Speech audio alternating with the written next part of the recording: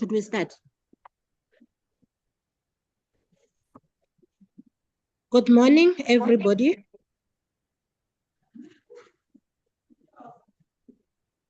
And welcome to all the participants today in our webinar. This is our third webinar, and it is exciting to see the good numbers that are joining. We are still expecting more numbers to join us. I want to welcome all of you as we start with our count webinar, as we strive and all of us as we continue to dedicate and to commit ourselves towards finding meaningful and relevant solutions towards ending or reducing homelessness. A special welcome to our guest speakers, whom I will not introduce at the moment. Raymond will do so. A special welcome to all the cities that are represented. For the sake of time, I will not give each and every individual to introduce yourself, but if I can just ask that when I call up your city, just unlock your video and raise your, so we can just see the faces, and then you switch off your video after that. I will start by calling the city of Johannesburg.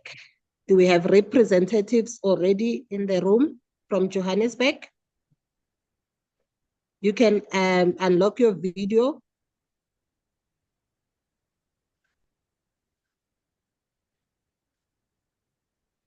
I want to believe that Johannesburg is in the room. We might be struggling, maybe they're struggling to unlock their videos. We did get registrations from Johannesburg.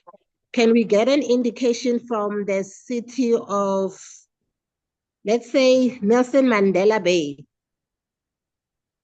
Do we have an indication from Nelson Mandela Bay? A big shout out to Nelson Mandela Bay. You can also write on the chat box, guys, so that we can just also get an indication from there. Durban. Thank you, Raymond. I believe there are other participants in the room that are joining you from Durban. The city of Tshwane.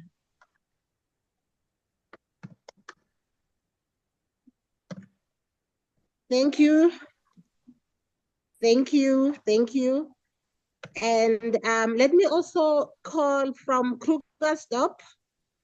We have registrations from Krugersdorp, yes. We also received registrations from Bloem. We also have Anderberg in our room. And if I've left any other city, please feel free to indicate right on the chat box. However, I welcome each and everyone. Please take this time to actively participate, listen actively, take notes, write your comments on the chat box, write your questions on the chat box, and feel free to take note of the speakers' email addresses so that you can continue to engage with them beyond this webinar. I want to request that we keep our mics muted during the speaker's time, and so that we can be able to have our conversations flowing smoothly. In that, I want to say welcome, enjoy the webinar. Thank you.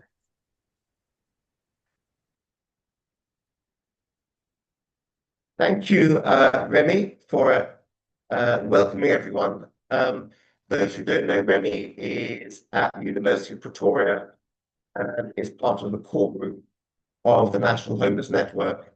I am Brendan Perrier from the Dennis Kirtley Centre in Durban. I'm the current chair of the National Homeless Network, and I'm also chairing this discussion and panel today. So inevitably, one of the questions that often comes up for everyone who's involved in tackling homelessness is how many homeless people are there?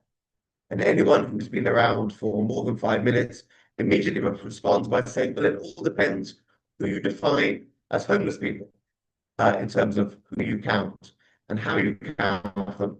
And then in a number of counts that have taken place over the last few years in South Africa, some run by NGOs, some run by government agencies, some in collaboration, and some have been reliable and some have been a lot less reliable.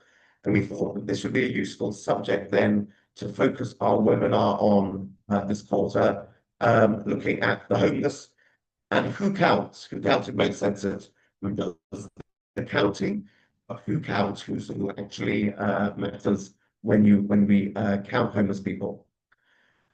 We're going to have three panelists this morning. Where's my slide not changing?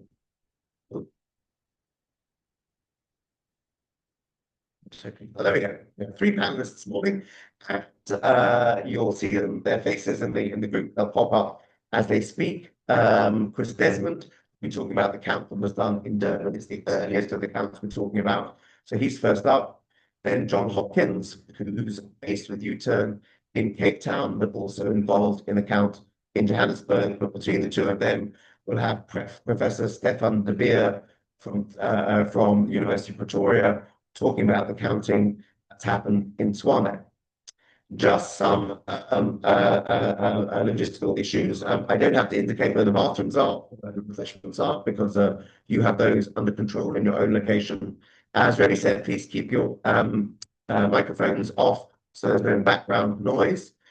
Please use the chat room to, if you want to ask questions. So I'll be monitoring that as we go along, and I'll pick up questions that are written there.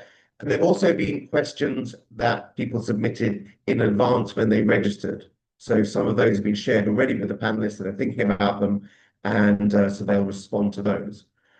We'll hear from each of the panelists in turn, each speaking for about 10 to 15 minutes, and they'll be sharing some slides. The slides they share, we will share after the webinar with everyone who's registered. So, so you take down notes if you want to, but you will get the full set of slides afterwards. Also, as you see, recording this, and there'll be a transcript of this. We hope also to put up the audio and video recording afterwards as well. That's actually something we've been meaning to do for the previous webinars. We haven't yet cracked how to do that, but we will solve that and share those as well. So each of the panelists will speak for 10 to 15 minutes, focusing on their experience of conducting a count. And then we'll pull the three of them together and have them spar off each other, respond to the questions you submitted, ask you to continue to submit your questions and your comments in the chat room. There are too many people in the room to go individually to people, so we'll use the chat as the best way of collecting that. We might call on other individuals to intervene, particularly if you have experience of conducting counts in your own part of South Africa. It's great to have such good representation this morning. I think this is the widest number of locations we've ever had in one of these webinars, which is fantastic. But if you don't know much about the National Homeless Network, we'll tell you a bit more at the end and how to get involved, and also tell you about our next event, which is going to be an in-person event in Cape Town in November. And members of the Cape Town Organising Committee are here with us today and will tell us more about that. So without further ado, I'm going to start sharing and ask Chris Desmond, who is our first panelist, to share.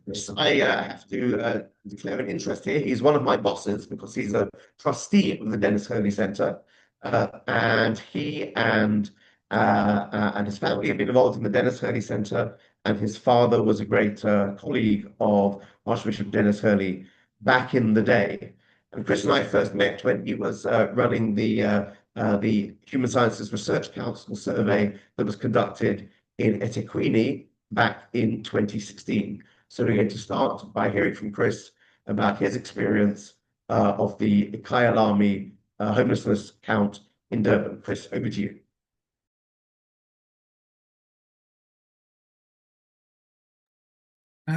What I'm sharing is it giving you the dual screen, unfortunately.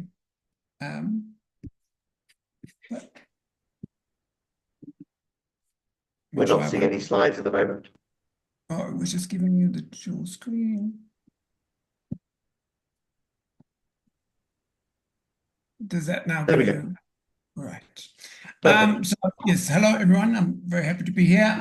As Ray mentioned, I'm Chris Desmond. I'm a professor of economics at WITS, where I hold the Derek Schreier and Cecilia Cameron Chair in Development Economics. But the work that I'm going to talk about was work that was done quite some time ago now, so I should highlight that from the beginning. While I was at the Human Sciences Research Council in Durban in 2016. It was co-led with my colleague at the time, Ernest Kalema.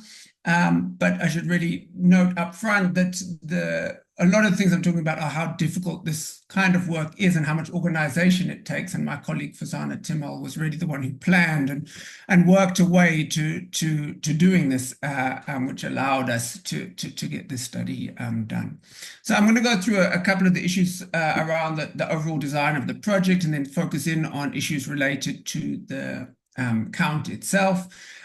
Give you a quick highlight of some of the results just to give you a sense of what's possible. As I say, it's quite some time ago now, and then do more to spend a little bit of time just on some reflections that relate to that work that are perhaps useful when thinking about doing this kind of work.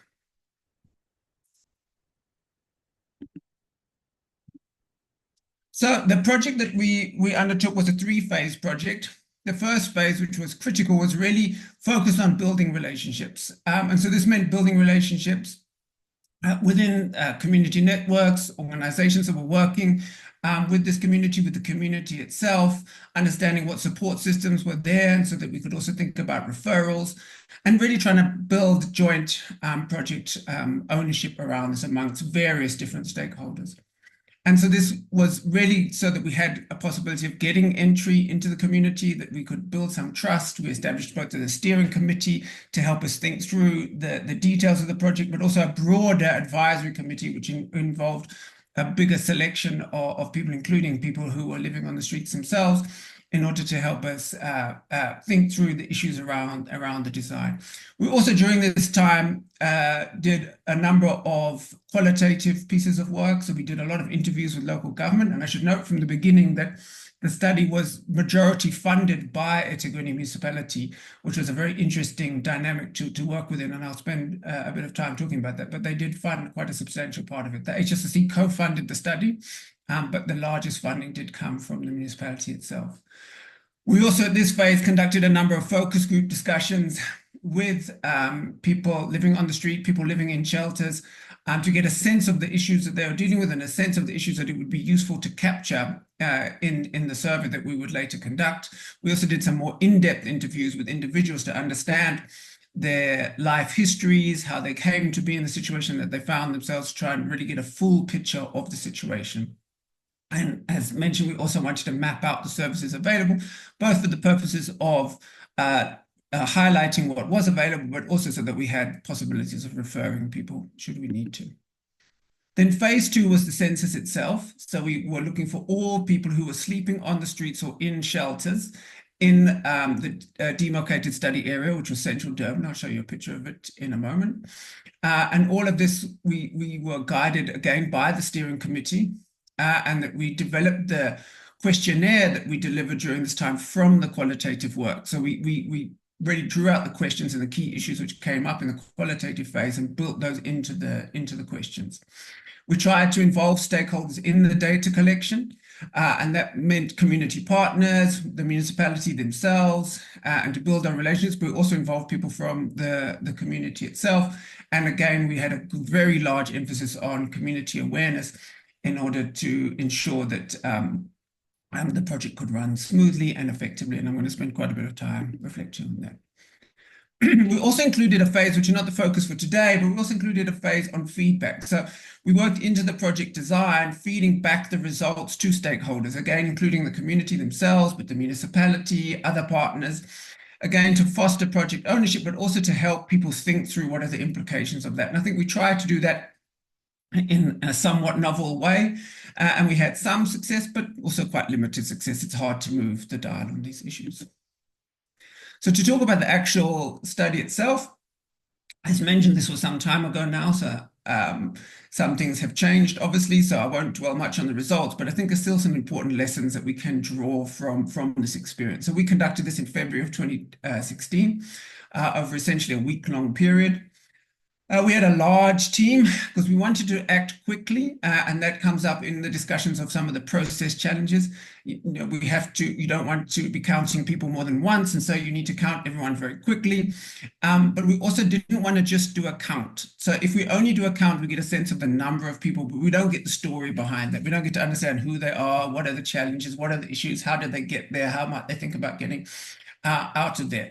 And so if you want to do a survey as well as a count, this is a challenge because obviously the survey takes much longer. You must sit and talk to people.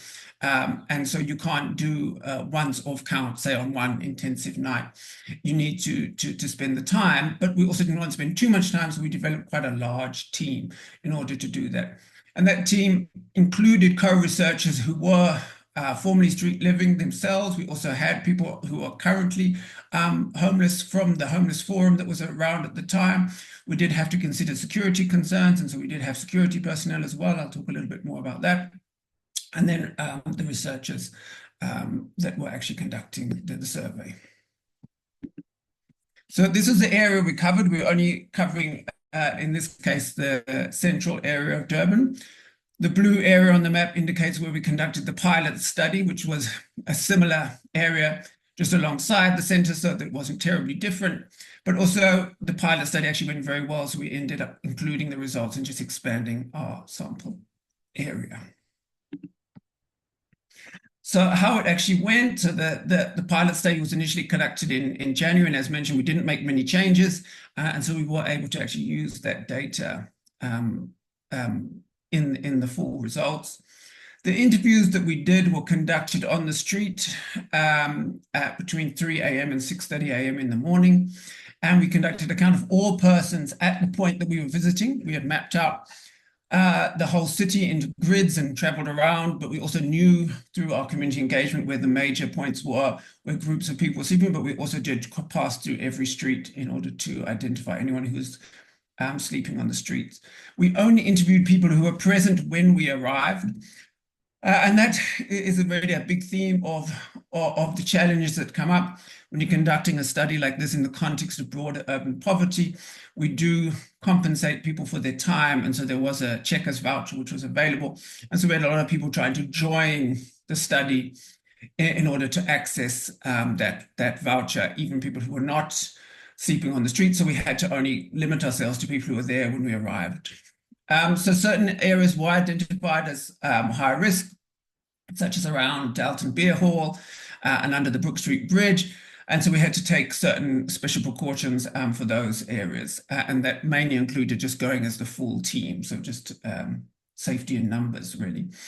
The interviews with the shelters, we only interviewed people who already checked into the shelters. So we interviewed between 7 and 9 p.m. in the evening. Where possible, the interviews were conducted inside the shelters.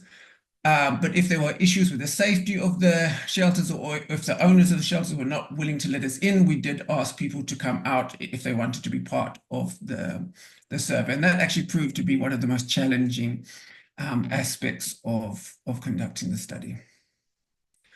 So I think it's worth reflecting on some of the changes that we had to make as we were going along. And this really reflects the challenging nature of this kind of work, but it also emphasizes the importance of flexibility and adaptability when doing this. So initially, the interviews were planned to be from 4 a.m., but we were experiencing quite a lot of challenges relating to people who were passing by. We had people jumping out of taxis in front of us and then claiming to have been sleeping on the street in order to try and access the voucher that we had. And so we had to move, in consultation with the community, we had to move the interviews to earlier in the morning. We made the point of not waking people up. But what we would do is we would interview whoever was awake, and they would invariably wake up their colleagues and friends on the street to ensure that they could also participate and also access the voucher. It actually became such a strain that we had to start cutting off earlier because so many other people wanted to be part of the study. Initially, because we were concerned that we wouldn't be able to interview everyone on the street itself because there might be other disruptions or issues with the police and so forth, we had a plan to give people tickets. which were issued to participants who didn't want to be interviewed because of their own time or because there were safety issues, and that they could then come to a central point later on in the day or another day with that ticket and be interviewed and receive their voucher. We had to stop that as people tried to fake tickets. Too many people turned up. People tried to repeat interviews and so forth, and that became quite a challenge. So we had to stop that practice altogether. So also after a few days, the awareness of the study, which was something we emphasized and really wanted people to have and wanted to know about, actually became a challenge in itself. So participants were aware of the study and they were aware that there were incentives being offered. And so to avoid double counting, to avoid people trying to move to the area we were going to next, we stopped moving systematically through the city. We then worked out which parts of the city we had covered, and then we would randomly take different sections of the city. So we still ensured that we covered the whole city during the period, but we didn't move methodically across the city because we were finding that people were trying to move with us and so that they could be interviewed more than once. And then we took one morning off completely just to give people a sense that, you know, it's not every day, to break that potential for moving around. So this links then very much to this major issue we had, which is that the HSRC very strongly believes in compensating people for their time, in contributing to the research. And so this was something we did, and we had a 50 Rand Checkers voucher, but it turned out to be a very major issue in terms of, as I said, of people trying to get counted again. And even when we said only people who were sleeping on the street, we had people who we observed walk out of their flats, walk out the front of the block of flats, walk to a corner, lie down on the road, lie there for 5 minutes, and then jump up and tell us that they had been sleeping there all night and please can they participate in the study.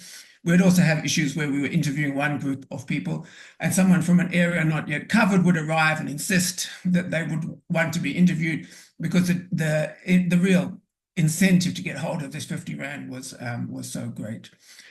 We were worried about marking people in any way to avoid double counting, and so we had decided that we weren't going to do a physical mark, along the lines of voting. So we used ultraviolet markers, but they proved easier to clean off and also quite difficult to adhere if people haven't had the opportunity to wash their hands and so forth. So that proved very difficult, and the double counting was becoming a major issue. So in consultation, we did switch to using gentian violet and then eventually henna in order to indicate that people had been counted, because this was becoming a major concern for us around trying to seek out that voucher.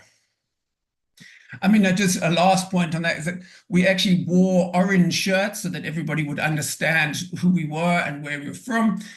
And by the end of the study period, the team had to carry jackets so that when we had decided we were finished with our field work for the morning, they could cover their orange shirts, because people were coming looking for the orange shirts because they were people who could give you a voucher. As I mentioned, I'm not going to dwell on the results themselves, but just to give you a sense of the type of information we were able to collect by doing the survey as well. We were able to provide the actual count. You'll see that the number interviewed versus the count is slightly different. Not everyone wanted to be interviewed, and sometimes people didn't wake up and so forth. And so we did have gaps. A much bigger gap with shelters was because shelters were a real challenge. Many of the shelters, they're not shelters, as many of you would know. They're not shelters in the sense of a charitable institution run for people living on the street. They are shelters that are run for profit. They're often run by less than savory individuals.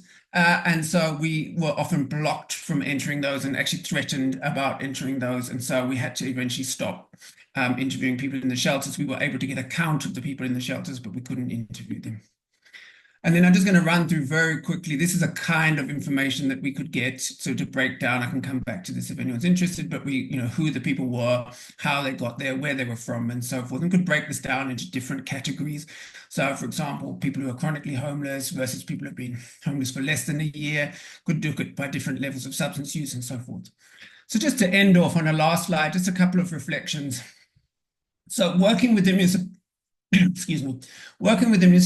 was both a positive and negative experience. It was wonderful that they did provide funding for this, and we had some real advocates within the city who supported that, which was great. And it did mean that we had buy-in, and when we did the policy processes, we were able to get a large amount of engagement across the municipality, given that they had paid for it. But there were challenges. The association with the municipality often mistreats people. It's difficult.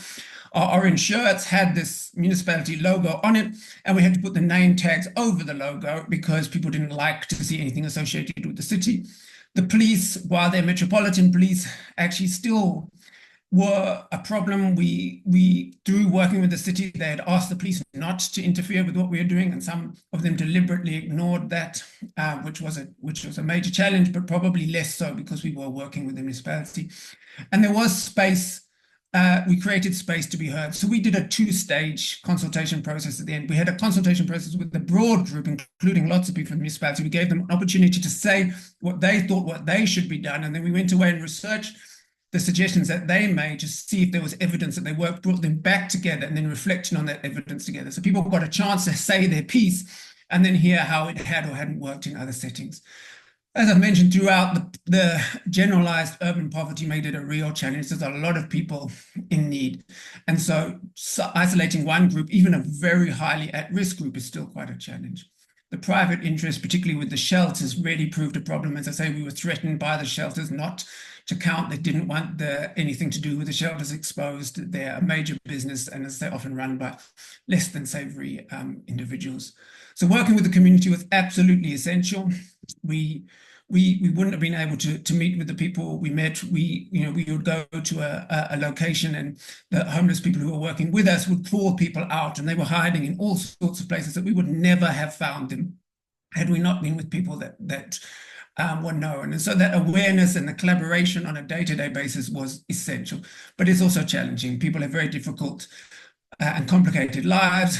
And during the time, some of our co-researchers had got in fights or been assaulted the night before and would turn up the next day and need to be taken to hospital and so forth. And that turned into quite a challenge. And some of the former street children who were working with us as interviewers also had some challenges while we were doing this work. And so that became an issue.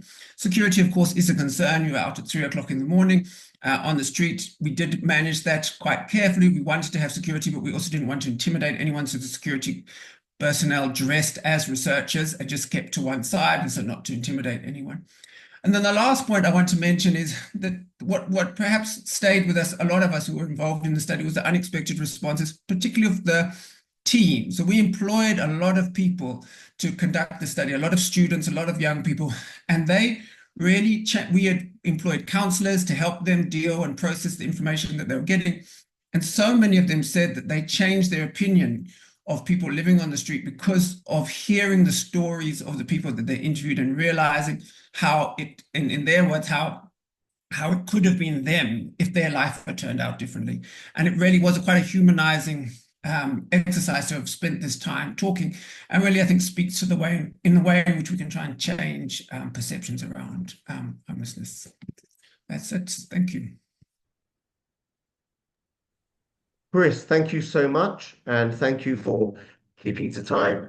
Let's hand over to Stefan, and while Stefan puts up his slides, I'll just hopefully reintroduce him to most of you. I'm sure most of you already know who he is. Stefan is a professor at the University of Pretoria, but when he was at the Tshwane Leadership Foundation, Tshwane Leadership Forum, he was effectively the godfather of the National Homeless Network. He brought together a group of us back in 2016, and it's from that group that this National Homeless Network has emerged. And Stefan has written extensively on the subject of homelessness and lectured on it, not just in South Africa, but around the world. Stefan is based in Tshwane. So Stefan, tell us about the count that happened in Tshwane. Oh, thanks, Raymond. Thanks for this. It's a great space. Can you see my slides? Yeah, all is good. All is good. Thanks. It's good. Okay, let me go. So time is limited, so I am going to rush through Stefan, it. just put your slides on slideshow. You're currently on slide sorter. Fine. There you go. Yep. Okay. So we titled the report coming out of this, Everyone Counted Counts. And that's kind of the thread that runs through this, because every homeless person counts. That's why we did the count. We wanted more accurate figures. More robust methodologies should be found for counting in South Africa. Data should inform policy, strategic interventions, and budgets. That's why we did the count, because the distribution of shelter services and budgetary supports currently in our city was not aligned to the concentrations of homeless people, and also because we need to reflect critically on current approaches and practices to measure impact. So that was sitting behind why we've done this. The Unit for Street Homelessness at the University of Pretoria led it, but we worked very closely with the Tshwane Homelessness Forum, which consists of about 30 nonprofits, as well as the city of Tshwane. Got advice and endorsement from Bloomberg Associates in New York City. Basically, they just listened to our methodology because they have done this in a few cities in the world, as well as the Institute for Global Homelessness at DePaul University. On the count night, there was a main night, but there were of course, we had a pilot count, there was the main night, and then we had a special count. And I'll explain that. We had 395 volunteers, which included at least 20 to 25% of people with lived experience of homelessness. And this, in our case, was extremely important because they were often able to help us access spaces we couldn't access, or also were willing to go into spaces that some of the volunteers were not so keen on. We worked with the definition in the Tshwane homeless policy: people who live on the streets, on pavements, under bridges, in bushes, or next to rivers or straits, who fall outside a viable social network of assistance and who are therefore not able to provide themselves with shelter at a given time or place. So the street populations, we included shelters and transitional housing facilities focusing on homeless people, included bad buildings occupied by people who are homeless. We excluded informal settlements and backyard dwellings quite specifically. Two overarching considerations was the idea of ending homelessness and using the definition in the fourth bullet of Roseanne Haggerty, not meaning that there will never ever be homelessness again, but when it happens, it is brief. But we also wanted, through the count, to give greater visibility through awareness, through changing narratives, and the media played quite a role in our count. In our methodology, just very quickly, the process was conceptualized. We spent quite a while on developing the partnerships. We did mapping with our geography department at the university, pre, during, and post. So we can now quite accurately on maps in all 7 regions of the city, we did the count. We can plot where people are. In some cases, our pre-count map and post-count map looked very similar, and in some cases it was quite different. Volunteer recruitment, management, and training of volunteers were quite important. We had a media strategy, logistics management, very important. Looked at safety protocols, had the support from Metro Police and security people at arm's length. I think the area where we were weak was we were so focused on getting the count right that we only at a late stage realized we didn't really think through the analysis properly. And this time around, we're going to have a next count in October of this year. We're working better at preparing for the analysis of data. And then we also made sure we had good dissemination back to the city, the province, and nonprofits. I won't go back into all these details. I spoke about the project conceptualization, the stakeholders. You can see it for yourself. The forum, people with lived experiences, shelters, community health workers, police, media, business. Stats SA was not as involved at that stage. In our new count for this October, they are actually part of our team, which is very helpful. And we also compare notes in terms of why we arrived at such different places in our counts in Tshwane. So we did high-level mapping at first, where our city has 7 regions, and we divided it into 23 sub-regions. We identified 5 pilot sites: inner city, suburb, township, shelter, and occupied buildings, where we did the pilots. We identified regional champions, and these champions with informers refined the regional maps that we then used for the count night. Volunteers, about 75% of the volunteers came from NGOs and people with lived experience.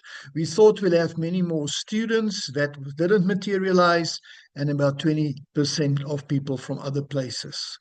For the pilot count, we had 50 counters and 58 and 395 for the full count.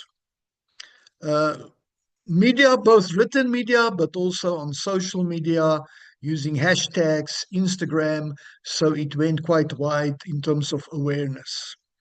The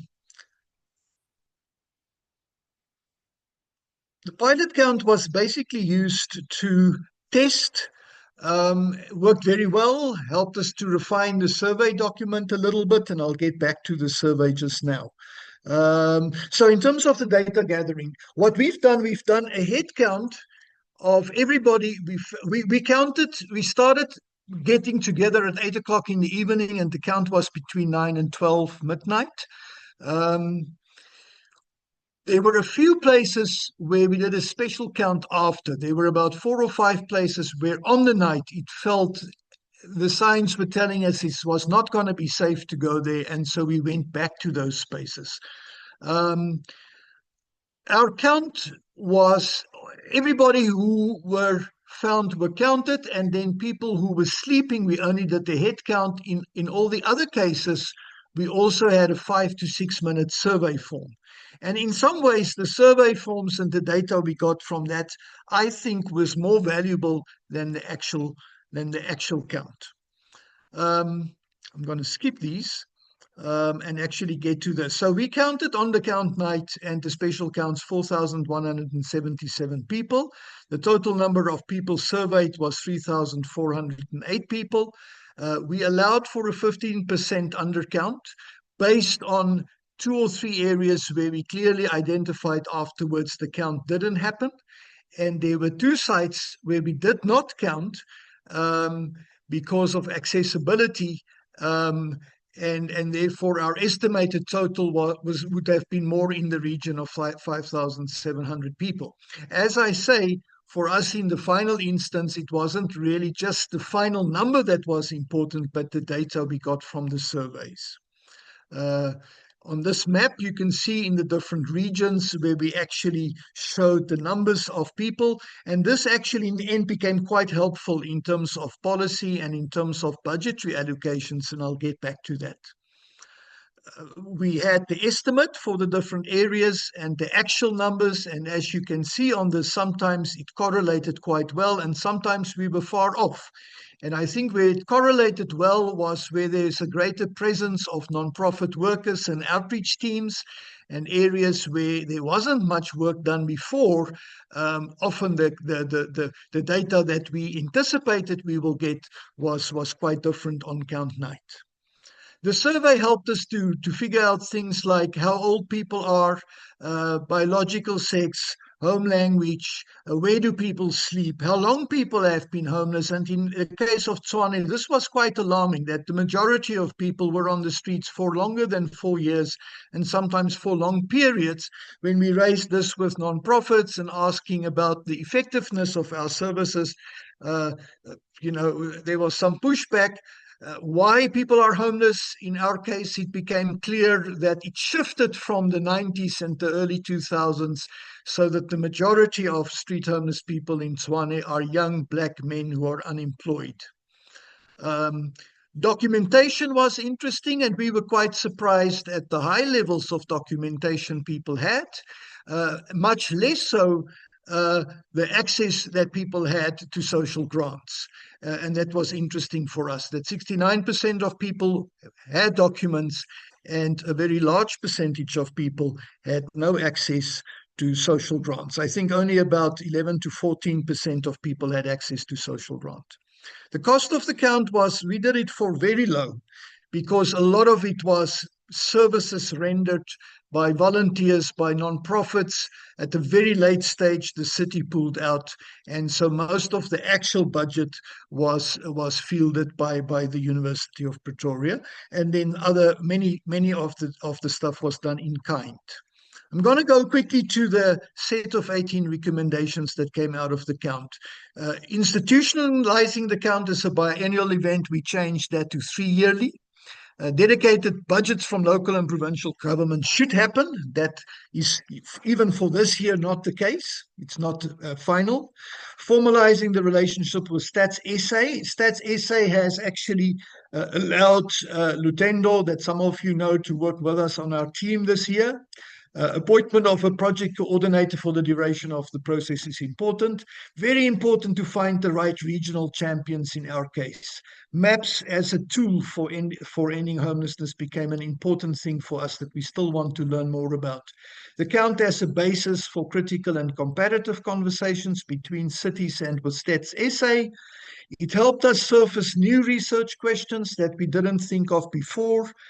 Distribution of services, at least in two places, in Mamelodi and in the Cullinan area, or rather the Bronkhorstspruit area, there are now services and shelter and even budgets for homelessness based on the results of the count, which wasn't the case before. It is still important. It's in our policy in Tshwane, every region, to have at least one funded shelter as point of contact, and the count helped with some of that. And then I mentioned some of what the count service surfaced for us, that there's still 31% of people that didn't have documents. The access to relevant social grounds were low. Access to vaccines, we counted just after COVID, so that was quite low. A question of why 43% of people have been on the streets for longer than 4 years. Out of the count, we started with a campaign to end homelessness among older persons because we found that there's a sizable population, but small enough that we argue that it's actually possible to end homelessness in this population, but also for families and children. It was also recommended to have a pilot site for members of the LGBTIQ community, especially transgender members of the homeless population that are often not welcomed in any existing facilities. Another recommendation was a pilot site for people using substances. This has not materialized yet. And finally, to ensure local and provincial departments of housing as well as social housing institutions are at the table to help implement some of the recommendations.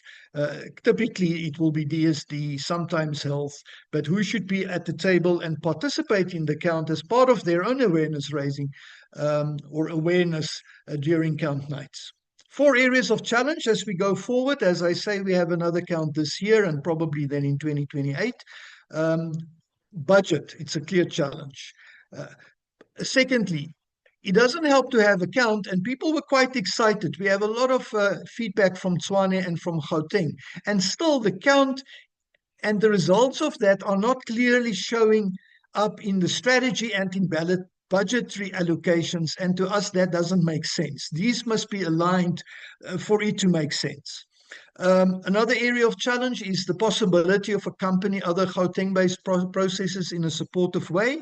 And for us, it's quite important to have a comparative critical reflection between Stats SA and UP in our case, because of the discrepancies in results, and we are still working on that between ourselves and Stats SA. At some point, it must become some article that people can look at. Finally, going forward, questions that I wanted to raise: should cities be left to their own devices for enumeration?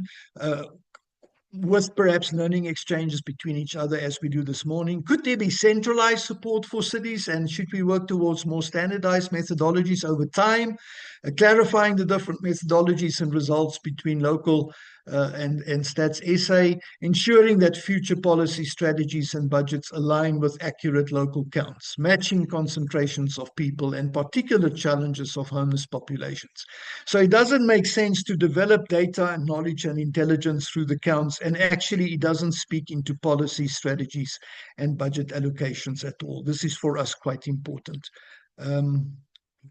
Raymond, I stop there. Thank you.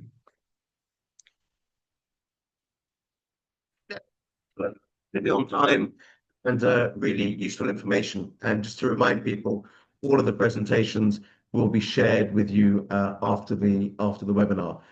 John, can I ask you to prepare to set up? So John Hopkins, I mentioned earlier, is based in Cape Town, but U-Turn, the organization, for which he is Chief Business Development Officer, also now is working in Johannesburg. So he has interest in experience of both those cities, and has been a core member of the Homeless National Network Group for a number of years, and advised on a number of areas. John, over to you.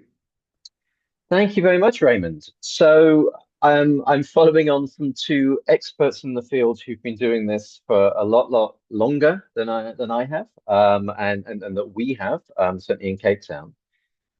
And so I'm just going to talk through a pilot that we did last November, and some lessons learned and some key findings from that. So, hang on, just going to get the slides working. So, why are point-in-time counts important? Now, you've heard from the previous two speakers, from Chris and Stefan, but we, and building on that, it was, look, this is the international norm as part of understanding, does our response work or not? Is it working, or do we actually need to look at doing things differently? We actually need to have accurate and current data on rough sleeping and street homelessness in our cities. And I know in Cape Town, we felt the census was a big undercount. And so it's looking at how do we address that? And we can't do this every 10 years. And we need to measure change more frequently over time.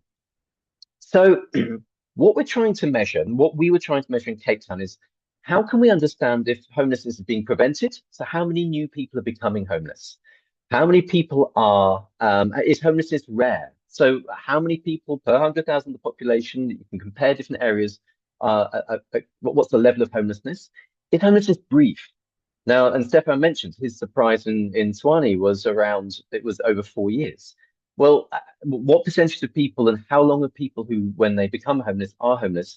And then, is homelessness non-recurring? So when someone is helped into a shelter or reunified with family or etc., actually, is that sticking? Are they actually staying off the street, staying out of homelessness? Or is this a short-term solution and it's leading back to homelessness again, as we need to look at our responses actually working? So what we were trying to do in Cape Town, learning especially from the Tshwane count, and I had some long conversations with Stefan before while we were designing our counts, was to do something lighter touch, but also a bit more regularly, and trying to work out what can we do in one night. So who was involved? Well, it was basically civil society organizations, the Haven, Mess, U-Turn, Streetscapes, New Hope. There was also the VRCID, and the Cape Town Improvement District also helped. And then the City of Cape Town sent some of their outreach workers also to support the count. But this was a collaborative approach from the beginning. How do we do it? So learning from how they do a count quarterly, I mean, every 3 months in Westminster Borough in London, but also learning from the Tshwane counts. We built a methodology that wanted to do something quick and easy, but also trying to get a good representative number. And so we piloted this first, and this is the hotspot map that's generated after the count. You can see this isn't where homelessness is in Cape Town. This is where we counted. So we piloted in the Belleville, Durbanville, Paro areas. So that's on the top right of the map. We also did the Cape Town CBD, that we missed a couple of areas. We did basically everything from Rosebank to Wynberg, which is in the middle of the map. And then we also looked at Muizenberg and then down to Fishhook. So we tried these different areas.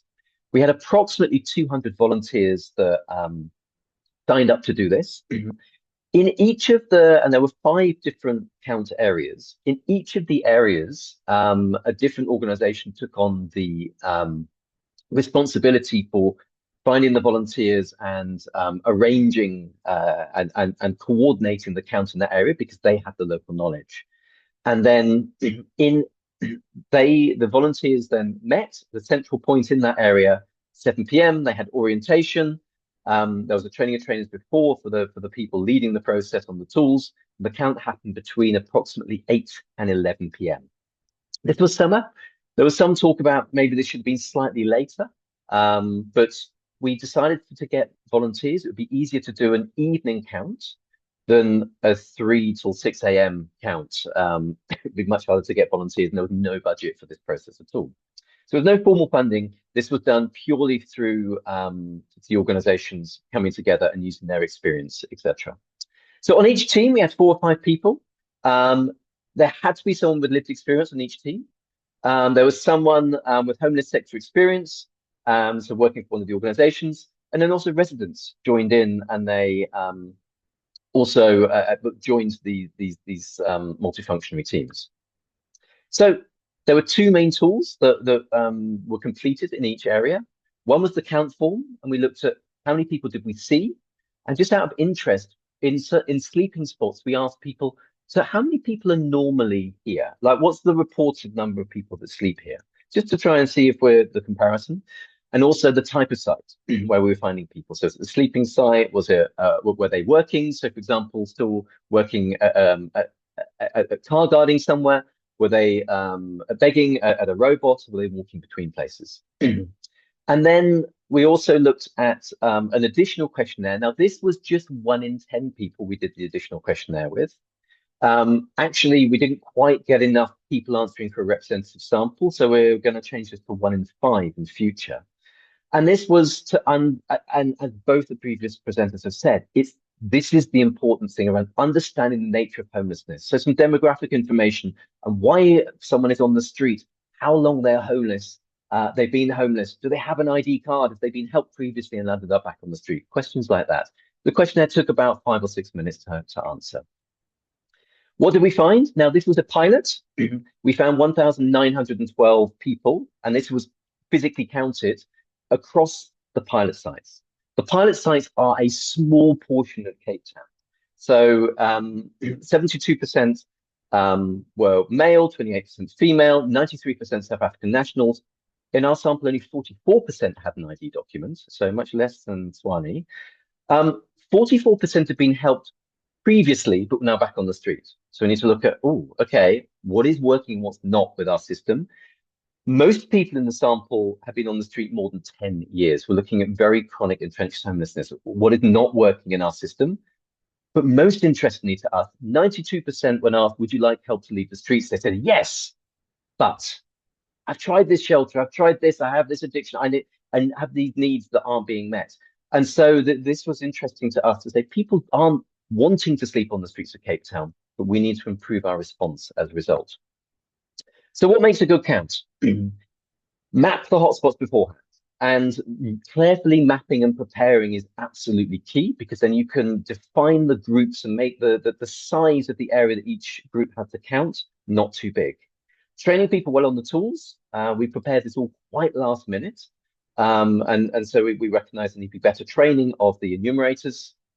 Involving people with lived experience as part of mixed teams was absolutely essential. Now, picture at the top, Streetscapes basically used people with lived experience almost entirely in some of the bigger hotspots in the CBD. Other areas used a mixture of people. It's really important to keep people safe. Now, we learned from other counts. We talked about to people, the security forces. We talked to and we let SAPs know this was happening, but each group shared a live location, so one person you could track where they were, and also in the group they had a safe word. And this was borrowed from Westminster, where the safe word was to the group, if they saw something happening or someone was talking for a long time, and said, look, we've got to go and speak to Jane now, and then they would know that they can actually that helps them to give a sign for moving on. Having a way of geomarking the count locations is key, because then you can plot your map, and it's that analysis afterwards to say, okay, where the hotspots are, etc., and then contextualizing to the local areas is really important. The big things to avoid, and where we found we went wrong, was keep the forms short and simple. We've actually now learned from that, and we simplified the forms. Avoid a heavy and obvious security presence. Don't have someone who's obviously armed or a security armed response or from law enforcement going into an area, because you're not going to, people run away, or or that they will just not respond to you. Also, don't make the count area for each team too large. And this is where we made mistakes in some areas that the team didn't cover the whole area in the time period. And towards 11 p.m., people were sleeping a lot more. And there were people in tents. We're not going to go into the tents and find out how many are in there. So that in terms of the timings going on too late. Difficult. Also, scheduling the known danger areas, and this is learning from Tshwane, and it was scheduling the known dangerous spots for the daylight count, for a daylight count. We didn't have any areas here, but we also recognized, and you see this tunnel that on the picture that this is going under the M3 that a team walked under because there were homeless guys sleeping down there. And so it's also being careful. There was someone with lived experience from that space, so they knew that would be a safe space to go. Most important, don't wait for someone else to make this happen. Or fund this. We found that we've been looking to do this for a long time and realized that as a group with no funding, we can actually do something that's good enough. We've recognized looking at the data that there were big areas that were missing. The foreshore and the CBD, lots of homeless people, wasn't counted for some reason. So we're recognizing that, okay, there are areas, but this was a one-night thing, and now we are moving and we're going to do another count as the next steps. So future plans. We're planning next week, actually on next Wednesday, to do a count on a similar methodology in Johannesburg. So if you want to sign up, we're looking for volunteers still. Go to this link here, the bit.ly JHB count. The JHB count has to be in capital letters, and volunteer to sign up in the CBD of Johannesburg, so Marshalltown, Hillbrow, Bramfontein, Jeppe's Town, those areas. They're really taking security seriously. They've done lots of mapping, and the Josie My Josie business network are supporting that. And there's also U-Turner helping to lead the count in Linden to look at what a suburb looks like. Again, it's just a pilot, but it's to test the methodology in Johannesburg. We're planning to do a follow-up count in Cape Town for 2026. We're talking to the city of Cape Town because they're saying we want to do a count. I'm saying work with us. Let's see if we can do something together. But if we can't, and we're not having much success yet, we're going to revisit at least the pilot areas just to say, okay, 1 year on, let's look at how things have changed. Okay, we're improving the methodology slightly, but we're want to get that comparison over time as homelessness being prevented, rare, brief, and non-recurring. And then we're looking at, there are other smaller towns that have come to me and said, look, we'd like some help. And we're looking at packaging up the methodology and the tools to, if other smaller towns would like, or other places would like to implement, and they don't have the research institution or the big budget, but want to get some sense of how to do this. So this was not me doing this. It was a massive collaborative effort and wouldn't have been possible without the hard work and volunteer time of many, many different people. You pictured here is the team from The Haven, Mess and VR Sid and New Hope. I've seen other pictures of people throughout the presentation, but thank you. And I look forward to your questions as part of the discussion.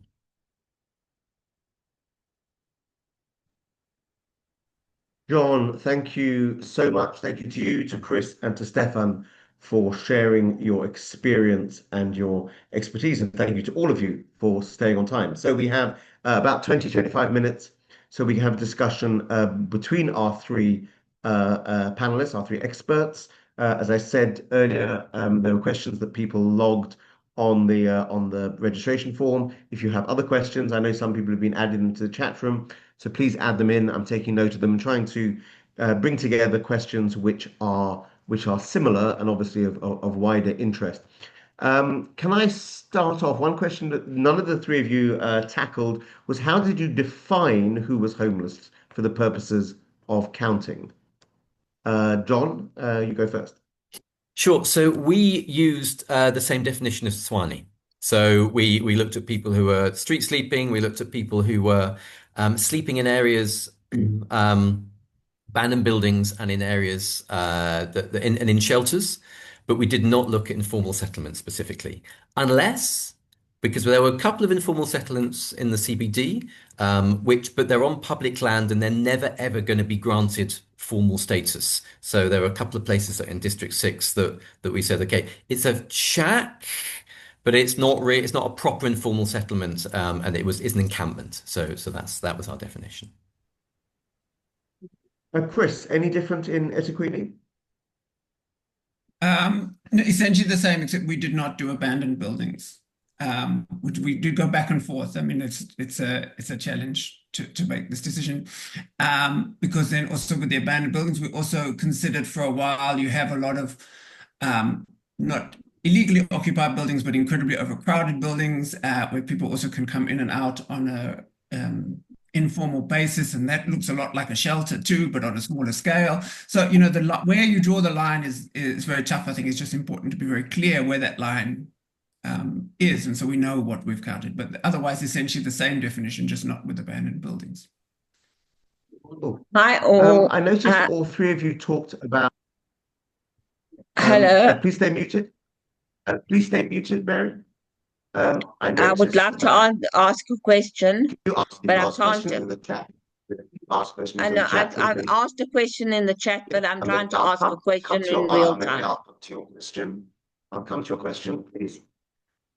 Thank you. All three of you talked about working with local municipality, and the benefits of that, and also the drawbacks of that. One of the issues, of course, is who in the municipality you're working with, and whether you felt you had perhaps contradictions between different parts of the municipality. Maybe could I just come in? I mean, we working, and I mean it's up and down. I don't know if Tanico and some of the municipalities in the meeting. It is, we have a relationship with the social development guys in the municipality. There's a person responsible for homelessness. So budgetary wise, they didn't come to the party last year, and they made promises for this year that didn't yet materialize. They were quite helpful in the different regions. They also provided social workers and community development workers who are in the different regions.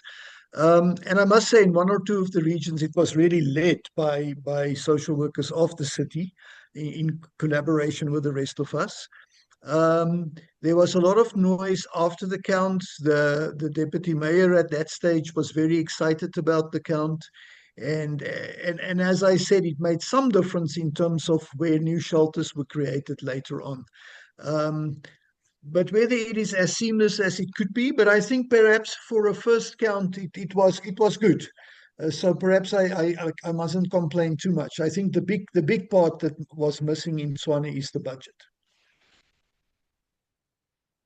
John, anything to add on municipalities? I mean, just to say, I mean, we were fortunate to say have received funding from the municipality, and in the policy making phase to have a lot of engagement. We had people from across the municipality engage, including from Treasury and so forth. And so we had a lot of engagement and funding. So all the signs in the right direction. Not great follow up after the study itself, because I think the leaders within the municipality very committed, joined us on some of the early morning counts and so forth, but they just didn't have the pull to carry it through, even with the broad engagement. We did have Metro Police from one particular police station deliberately trying to disrupt us, so it wasn't across the board support. But even with all of the positive signs, the follow-up was still quite a challenge, as you know. So from my perspective, so in terms of the social development department of the city, very supportive. They paid the overtime for their outreach workers to come and join the count in a couple of areas, which was great. And it was great for building relationship as part of the count. We have been talking to them, and we shared the findings with them. In terms of a follow-up count, it's the different people, and actually they're still talking about doing a count next year, and we're saying by yourselves with others. So this is still the conversation that we need to have, because we'd love it to be institutionalized and become a regular thing. I can add something from an eThekwini perspective. So as Chris points out, they were very involved in the count with HSRC in 2016. Rather bizarrely, eThekwini then decided to do a count by themselves 2 years ago. They didn't work with any homeless organizations. I didn't work with any homeless people, and came up with a ridiculous and completely unsupportable number. But it was very strange that they would even go to the trouble of doing something. We actually thought they were doing the count in order to prove the number had gone down. Instead, they were very proud of the fact the number had quadrupled, which it clearly hasn't, and that's why it's obviously unreliable. You all talked about doing counts in the evenings, doing surveys in the evenings, sometimes in the middle of the night. Did any of you consider doing daytime counts as an alternative? So targeting the various feeding schemes as a way of identifying people. And if not, why did you reject that? I'm happy to answer. I mean, for us, it was this broader problem that there is such widespread urban poverty. And so, a feeding scheme, a free clinic that attract people from across the board. So it's very difficult to say exactly who you are counting. You're counting people who are in need of a feeding scheme, but you're not necessarily counting people who are homeless by this definition. And so for us, we were trying to stick very closely to a definition. I mean, there's a larger policy question about, what that definition means. And when you come to delivering services, whether you should be adhering to such a definition, that's a different issue. But daytime counts just were even for us, as I say, we stopped collecting data at about 5:30, 6 in the morning because so many people were trying to engage with us. And that's just because of the level of need in the city. And I think public settings would have led to the same problem. Hello, when we did the Mary, can I ask you to mute, please? Can I ask then about Stats SA and Stefan, you referenced them. I know Stefan and John, you were involved in the national census. Chris, I know you weren't. Can you talk a little bit about that process and how reliable you think the result was of that process? Well, I mean, of course, we think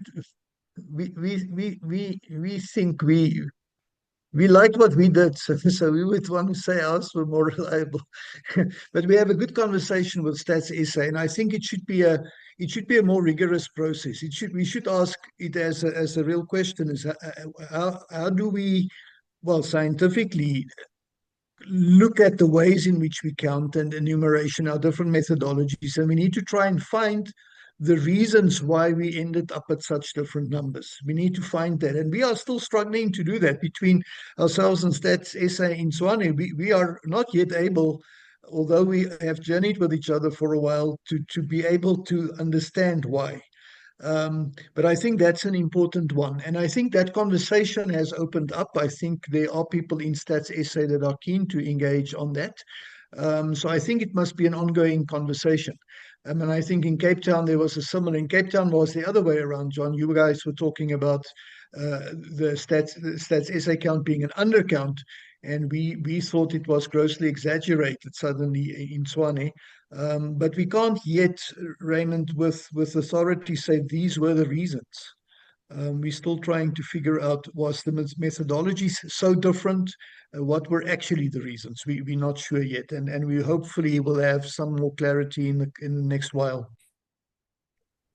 So in Cape Town, just firstly to say the reason, so counting people who are accessing services, homeless services during the day, that's a great triangulation for the results. But you need to know that the person is actually homeless. I know a number of people that come to the services at U-Turn are not homeless. It's that urban poverty, Chris, that you're seeing in Durban.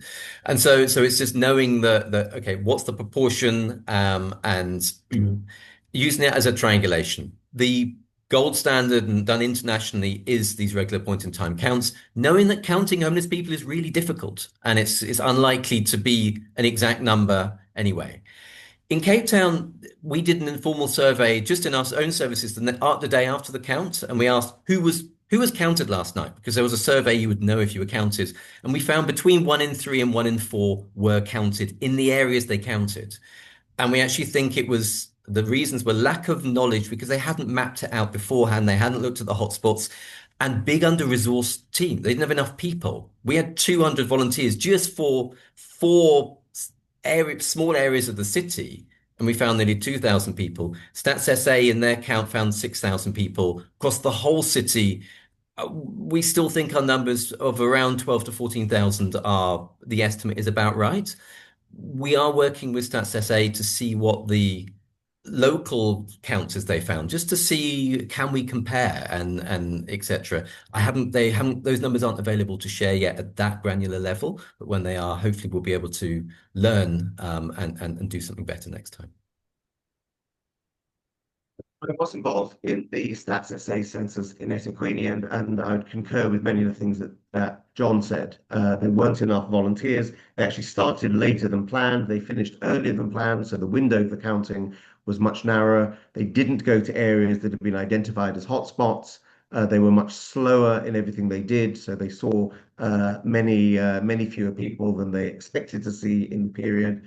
And I know we also heard reports, I know we had this from Joburg and from some other cities, where the team just refused to go into areas which were known to have large numbers of homeless people on the grounds that they didn't feel safe. I understand why they didn't feel safe, but then they didn't give any qualifications to their number, saying that they had intentionally excluded people who should have been counted. So I would offer a general warning to any of you who looked at the Stats SA numbers is not to assume that they are accurate. There are lots of reasons why they might not be, and the fact that they're both an undercount and an overcount in different cities is indicative of how poor they might be as something to rely on. One of the things that many of you referred to, so certainly Stefan and John referred to, was the importance of frequency of counts. Is there not a challenge in that if we're trying to improve how counts happen, but also conduct them frequently, there is a possibility that the changes in numbers from one count to another are not a function of there being more or fewer homeless people, but just a function of better counting? How do you get around that challenge? John? Counting once every 10 years badly we can improve on that. And if we are getting a bit now, you're never going to count every single homeless person on a point in time count. It's just impossible. Whether you take a 2-week period, there's that possibility of double counting of people coming and going, and during one night, it's very hard to actually go into every space, and there's also the dangerous spaces. And the spaces that people were found, and it was the lived experience, people went, no, there's someone in that subway. And we're like, no, there isn't. And then because it's locked, there were 3 people in the subway. It's just that local knowledge is absolutely key. By doing it regularly and by looking at the different areas regularly and by having a standard methodology, and this is where it's not that we're going to count it this way this time and another way another time. That's not comparable. And so Stefan and Chris as the researchers can certainly give a better answer around how to keep consistency or measure that. But that shouldn't be the reason we don't do it. Try and do it more frequently. Stefan?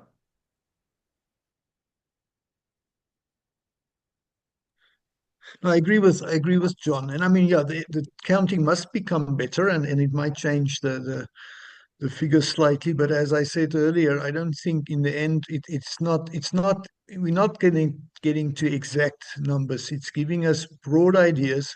And I mean, I know, Chris, you made the distinction between when you did the surveys and the count and whether you do it at the same time or not. But in my mind, the surveys gave us more and better stuff than the actual count. But the count did surface areas that we were not aware of. And whether it's 50 or 75 people in my mind is not really the issue. It helped us to identify spots where we were not previously aware, and it helped the city and even the province to become aware. And I think that for me is more important. But that we at the same time should try to improve on our methodologies, definitely, and to share with each other and exchange notes as we do now. That is incredibly important. But I don't think we should see it as the be all and end all. It's one method of understanding homelessness in our cities a little bit better.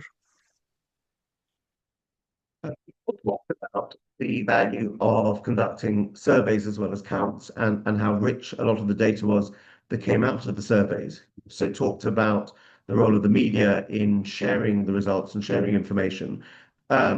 what I've noticed is that when you have a count and a survey, the media gets obsessed with the count and takes very little interest in the survey. So can counts not actually be counterproductive in that they draw attention to a top line number and fail to actually draw attention to the detail of what makes up that number? Chris. That's definitely a risk. Although my experience with the media is they don't typically understand numbers, and so they often say some very strange things about numbers.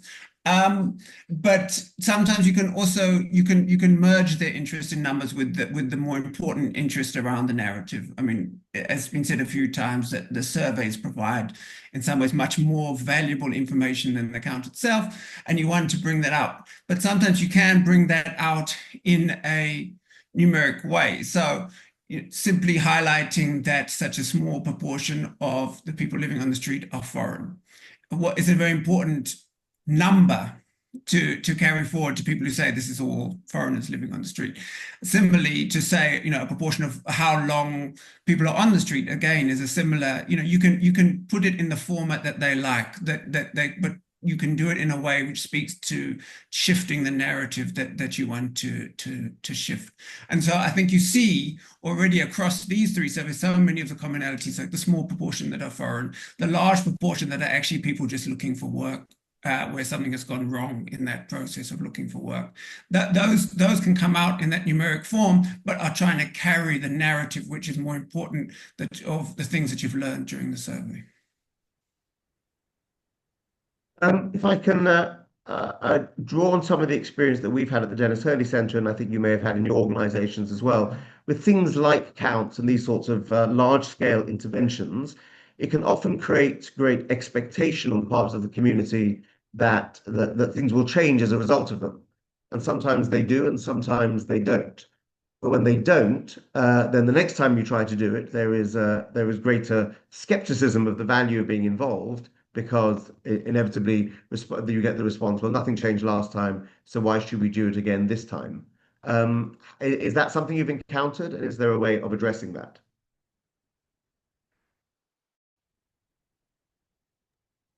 I mean, I'm happy to briefly comment. I mean, working in research, we have this problem everywhere. And the moment you start asking people about a challenge, then there's an expectation created. And the only thing that we're ever able to do is explain very clearly what the situation is. And so we, all of our participants in the survey went through an informed consent process where we explained exactly who we were, exactly what we were doing, exactly what we could and couldn't do, and how we would feed this into a policy-making process, but how we had no power over that in terms of the final outcome of that. And I think that is the main thing, at least, to be very clear and upfront about that, and also to feedback the results. So we had community feedback sessions, and again reinforced the issue that this is, we're putting this information out there. We are trying to engage with policymakers, but we cannot guarantee what happens. But I think if you start doing them every couple of years, which absolutely you should, and then nothing happens, you can imagine people will become tired of that. So it is a challenge, but I think the best you can do is to explain it as clearly as possible. And people, in our experience, across research topics, generally appreciate that. Dawn, Stefan, anything to add? Angelique asked in the group if there were any examples you could point to of where the result of work like this actually led to either specific policy changes or specific interventions by the municipality. Well, maybe I can just come in to say, well, two strange things. The one is there were some, as I mentioned, they were at least in two regions, not just municipality, but provincial government funding that came into projects because those groups could back up the fact that there is actually a concentration of homeless people in that area, and then shelters were created and funded. And we were also building this campaign around older homelessness, which is an ongoing process, and we do it closely with the city as well.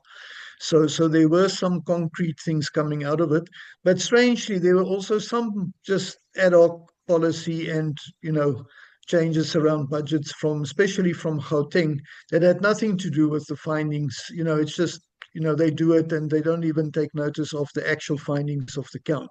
So some of it is deliberate, and then there are also policy conversations happening in rooms where decisions are taken that doesn't necessarily speak to the reality on the ground. So I think both of that is a bit our experience. I think from our perspective, it's too early to tell yet because we only did the count. It was a pilot. We want to do another one to start seeing change. And that was only last November. So it hasn't had time to feed into processes yet. A very interesting question from Ronnie in the chat room. Is there any value to enlisting security companies in counts, and particularly obviously on the streets every night in terms of live counts? So that's a really interesting question, Ronnie, and it's something that in Johannesburg, because of the concerns around security and safety within the CBD on the count, there's been some interesting. There's an app that's been developed for mapping hotspots and then looking at, well, can that be used more regularly, just to at least map the hotspots. The thing is with the point in time count is it's a point in time. and so that is also something to kind of figure out, because people do move around, and we found in our the questions that people have moved a lot, but it's something interesting. Ilse said in the chat that we did in Cape Town northern suburbs, adding security guys to the team, but to do the kind of live stats that's but they're not going to go in every night or every week, or it's the what's the value of it, I guess, in terms of can we then say what the number is? Also, there's presumably a great risk of inconsistency, that one security company does it very thoroughly, one less thoroughly, and you add those two numbers together, and they provide a rather false result. We're about to end the panel. Just one thing I'd like to finish off, returning to the issue of Stats SA. Mary made the point in the group at how terrible the count was in Joburg. The word she used was disastrous. So, Stefan, what prospect do you see of being able to, of the homeless network being able to work more closely with Stats SA in the future? And to what degree are they committed to improving? Do they see the weakness of what they did in 2022, and are they committed to improving it? Well, I think it's a tricky one to answer, because I think they struggle with the same question. They would like to understand how we arrived at different places. They are not dismissive at all of our methodology. They actually appreciate it. So I think they're also trying to stretch themselves with us to think, why did it arrive at these different places? So I think the people responsible on the ground for the hard to count populations are very keen to work with us. I mean, they pitched up previously in National Homeless Network meetings and so on. But then there's, of course, there are layers of people at Stats SA, and whether that will be owned at the highest levels to say, well, we actually want our own methodologies to be informed by what happens in some of these cities, that we need to test. But I think there is a door in, and perhaps we should, I think we should continue this conversation with them and even try and take it to another level, so that we can find similar, that we can find, what's the right word? That we can standardize methodologies a little bit. And I think there's space for that. So we shouldn't think it cannot happen. Excellent. Thank you so much. A big thank you to our three panelists, John, Chris, and Stefan, all busy people, and they gave up their time not only for the seminar but to prepare for it. And we really appreciate that, and appreciate all the work that you guys are doing as part of this network and beyond. I want to give time for somebody from Cape Town, I think Ilse, to tell us about what's happening next with the National Homeless Conversation. Thank you, Raymond. People, it's going to be party time in Cape Town.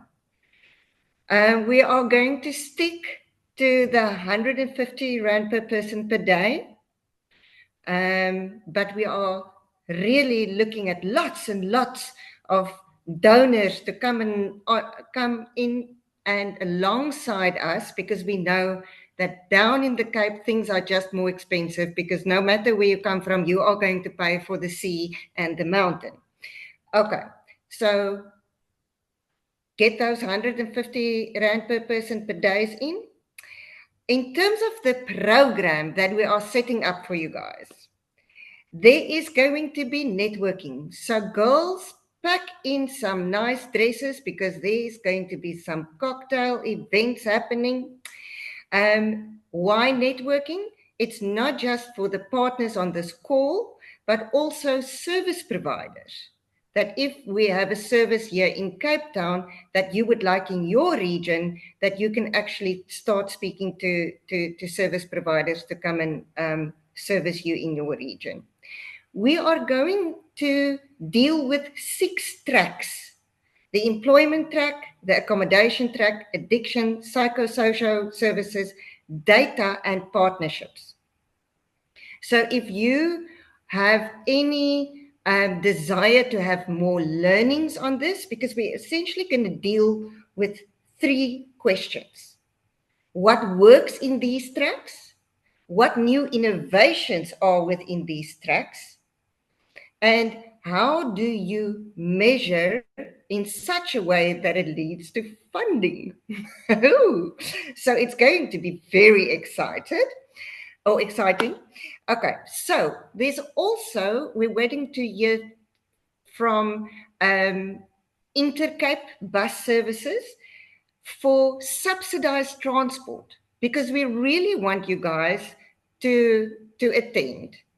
And so hopefully by the end of this week, or maybe early next week, we will know how many tickets we have on buses coming from Natal, coming from Joburg, to be able to get some sponsored or at least subsidized tickets on those buses.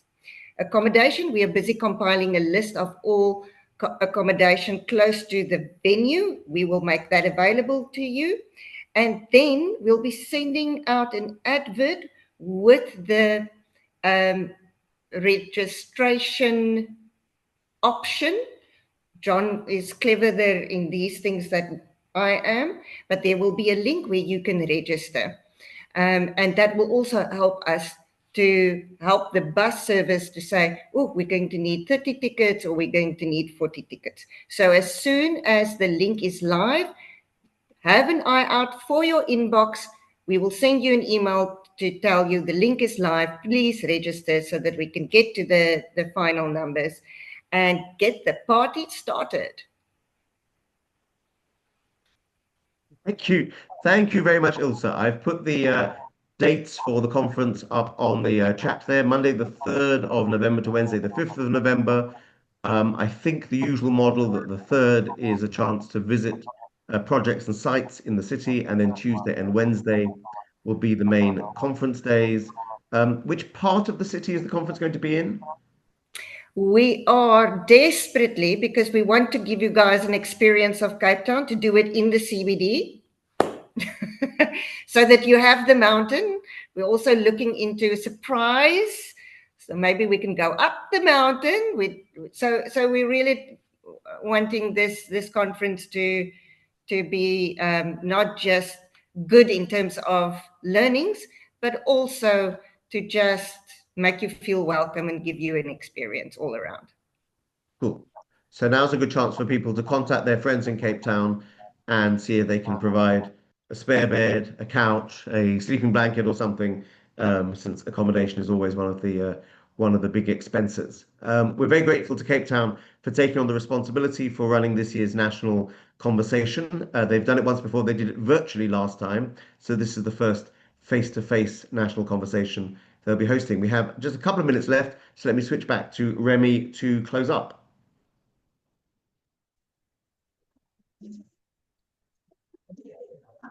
Thank you, Raymond. Thank you to all the guest speakers. It was indeed an enriching moment, and I want to believe each and every participant who has joined the webinar has learned has had a moment to reflect on our own methodologies, has had a moment to reflect on our own daily practices when it comes to our work. So I just want to say, let us continue with the conversations. Let us compare the notes. Let us engage one another so that we can be able to have a standardized methodology that will benefit our sector, because together we can do it. If we do our work in our own silos, we are not able to achieve and we are not able to win. But together we can be able to reduce and to end homelessness. I want to thank everybody. Thank you, Raymond.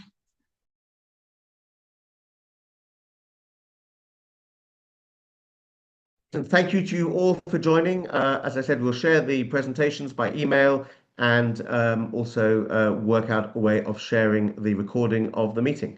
Thank you very much. Have a great day.